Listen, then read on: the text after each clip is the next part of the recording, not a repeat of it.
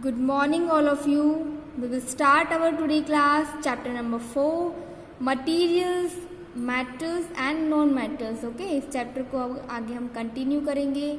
इससे पहले हमने पढ़ा था रिएक्शन विथ एसिड एंड अब जो हम पढ़ेंगे वो है reaction with basis. Okay, reaction with acid में हमने नॉन मेटल्स एंड मेटल्स की एसिड के साथ रिएक्शन देखी थी. अब हम बेसिस के साथ रिएक्शन देखेंगे.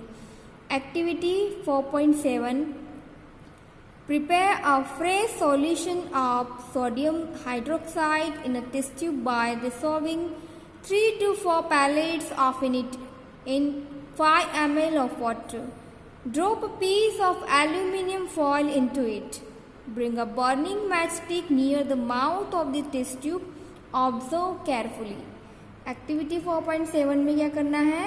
एक टेस्ट ट्यूब में सोडियम हाइड्रोक्साइड का एक फ्रेश सॉल्यूशन रेडी करना है. ओके, और इसमें 3 to 4 पैलेट्स को 5 ml वाटर में घोलकर इसमें एल्यूमिनियम फॉइल का एक पीस डालना है. ओके, एंड उसके बाद एक जलती हुई माचिस की तिल्ली, okay, burning matchstick test tube के माउथ तक लेकर जाना है. एंड ऑब्जर्व केयरफुली, ध्यान से आपको देखना है. ठीक है, ऑब्जर्व करना है.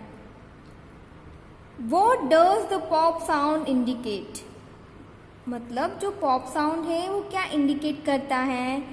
As before, the pop sound indicate the presence of hydrogen gas. Means कि जो पॉप साउंड है वो हाइड्रोजन गैस को इंडिकेट करता है. Okay, metals react with sodium hydroxide to produce hydrogen gas. Metals जो है वो सोडियम हाइड्रोक्साइड है. ठीक है, सोडियम हाइड्रोक्साइड से रिएक्ट करके हाइड्रोजन गैस को बनाती है.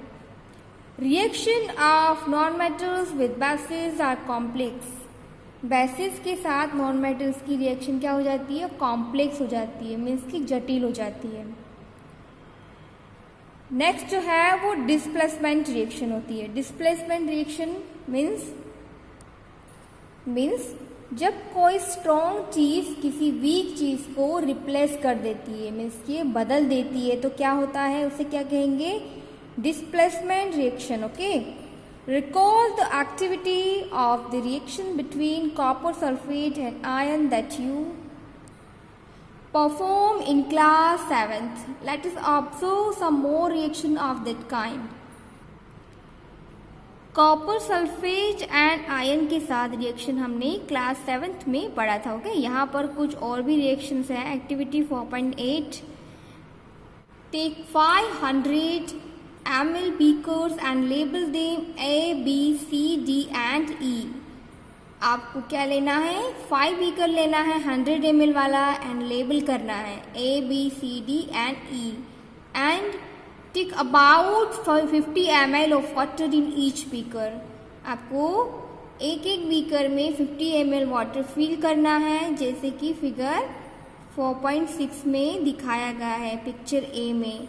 एंड ईच बीकर में एक एक चम्मच सब्सटेंस को आपको घोलना है. ठीक है, जो बीकर रखे हैं उनको डिस्टर्ब नहीं करना है. Keep the beakers on disturb for some times. कुछ टाइम के लिए ऐसे उसको पड़े रहने देना. ठीक है, डिस्टर्ब नहीं करना है. Record your observation in your notebook. And जो भी आपने ऑब्जर्व किया है उसको आपको अपनी नोटबुक में लिखना है. ठीक है, रिकॉर्ड रखना है. See this picture. यहाँ पे हमने जैसे ही बताया गया है एक्टिविटी 4.8 में A, B, C, D, E ये 5 बीकर लिए हमने 100 ml के. ओके, उसको हमने 50 ml ऑफ वाटर से हमने क्या किया? हमने भर दिया, फिल कर दिया. देन उसके बाद हमने क्या किया? उसमें एक एक चम्मच हमने उसमें सब्सटेंस घोल दिया. ठीक है, अब क्या होगा? इसका next question. Beaker first A है. ठीक है, फर्स्ट ए जो बीकर ए है उसमें कॉपर सल्फेट जिसका रिएक्शन क्या होगा? CuSO4 प्लस जिंक ग्रेन्यूल डाला. ठीक है, बीकर बी है उसमें copper sulphate CuSO4 plus iron nail Fe. Beaker C में zinc sulphate ZnSO4 plus copper ट्यूमिन. ठीक है, Cu. बीकर डी में iron sulphate FeSO4 plus copper च्यूमिंग Cu। बीकर ई में zinc sulphate ZnSO4 plus iron nail Fe। ठीक है, means के ये क्या है, डिस्प्लेसमेंट रिएक्शन होगी। ठीक है। What do you observe in various beaker? आपने इन सारे बीकर्स में क्या ऑब्जर्व किया? You have read that one matter displaces another matter from its compound in aqueous solution। Means के आपने पढ़ा था कि एक मेटल एक्वियस सॉल्यूशन में अपने कंपाउंड से अनदर मेटल को डिस्प्लेस कर सकती है। ठीक है। इन बीकर ए रिप्लेसेस कॉपर। ठीक है, कॉपर को कॉपर सल्फेट में बदल देती है।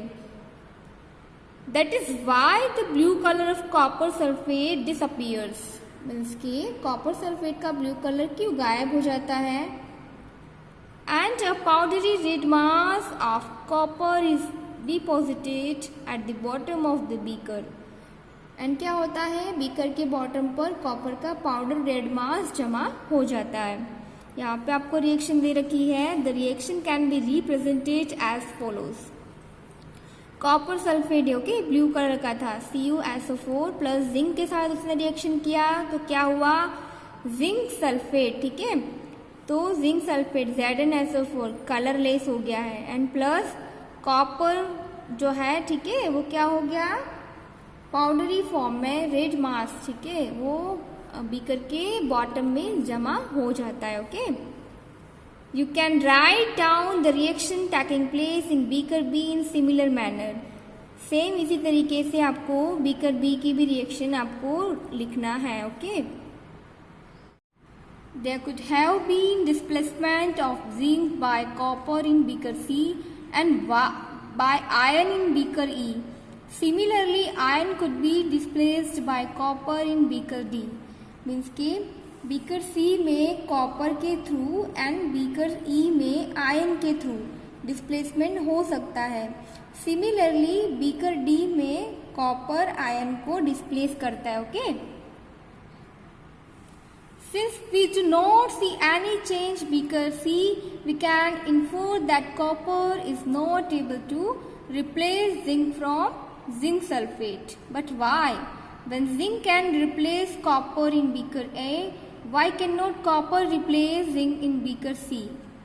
Means क्योंकि हम बीकर C में कोई चेंज नहीं देख सकते हैं। ठीक है, इसीलिए हम यह सोच सकते हैं कि कॉपर जिंक सल्फेट से जिंक को रिप्लेस करने में एबल नहीं है। बट वाई, लेकिन क्यों? जब जिंक बीकर ए में कॉपर को रिप्लेस कर सकता है तो कॉपर बीकर सी में जिंक की प्लेस क्यों नहीं ले सकता है? आपने कभी सोचा है ये? Remember that science is not arbitrary. Means की साइंस एक मनमानी नहीं है। It follows definitive rules based on fact. ये फैक्टों के आधार पर ही डिफिनिटिव रूल्स को फॉलो किया जाता है। ठीक है, and the rule here is that zinc is more reactive than copper and iron. Means कि जो जिंक है, ठीक है, जो जिंक है वो कॉपर एंड आयरन के कंपेरिजन में ज़्यादा रिएक्टिव मेटल होती है। ओके, मीन्स कि a more reactive metal can replace a less reactive metal, but a less reactive one cannot replace a more reactive metal. Means एक more reactive metal है वो less reactive दूसरी जो less reactive metal को क्या करेगी, replace कर सकती है। but एक less reactive metal दूसरी more reactive metal को replace नहीं कर सकती है। Now you can understand why there are no displacement reaction in beaker D and E also. Means कि बीकर डी में और बीकर ई में डिस्प्लेसमेंट रिएक्शन क्यों नहीं होता है, आप समझ सकते हो। ठीक है, क्या आप जिंक आयरन एंड कॉपर के बीच more reactive and less reactive के सीक्वेंस को आप गेस कर सकते हो? आप पहचान सकते हो कि जिंक आयरन एंड कॉपर में से ज़्यादा रिएक्टिव कौन सी है एंड उसके बाद कौन सी है एंड देन उसके बाद कौन सी है, आप पता लगा सकते हो। ठीक है, ये आपको पता करना है। 4.3 Uses of metals and non-metals. You should be able to guess why metals are used in making machinery, automobiles, aeroplanes, trains, satellites, industrial gadgets, cooking utensils, water boilers, etc. Means के आप क्या पता लगा सकते हैं कि जो मेटल्स है उसका यूज़ मशीनरी, ऑटोमोबाइल्स में, एरोप्लेन्स में, इन सारी चीज़ों में किया जाता है. You are also familiar with the uses of some non metals. Means कि आप ये भी जानते हो कि जो यूजेस होती हैं नॉन मेटल्स की वो हम कैसे करते हैं. Here are some interesting ones. यहाँ पे कुछ आपको इंटरेस्टिंग दे रखा है. We are sure that you will guess them right. आप उसको अच्छे से गेस कर पाओगे. Non metals is essential for our life. Non metal जो होती है वो बहुत ही ज़रूरी होती है हमारे जीवन के लिए. Okay, which all living beings inhale during breathing. Means कि हम सांस लेते टाइम क्या करते हैं, उससे सांस लेते हैं. तो क्या आएगा, जैसे ऑक्सीजन है, ठीक है, हमारे एटमॉस्फेयर में नाइट्रोजन है तो हम ऑक्सीजन से सांस लेते हैं ना. Okay, non metals used in fertilisers to enhance the growth of plants. Means कि प्लांट्स की ग्रोथ को बढ़ाने के लिए, ओके, प्लांट्स की ग्रोथ को बढ़ाने के लिए, उसकी ग्रोथ करने के लिए फर्टिलाइजर्स को डाला जाता है, ठीक है, सॉइल के अंदर. Non metals used in water purification process. Water purification में भी इसका यूज़ किया जाता है. Metal used in purple coloured solution को बनाने के लिए, which is applied on wound is antiseptic. Okay, non metals used in crackers को बनाने के लिए भी. You may add some more uses of metal and non metal from your experience. आप अपने एक्सपीरियंस के हिसाब से और भी चीज़ें इसमें ऐड कर सकते हो. ओके, मीन्स के और भी यूजेस आप बता सकते हो मेटल्स एंड नॉन मेटल्स के.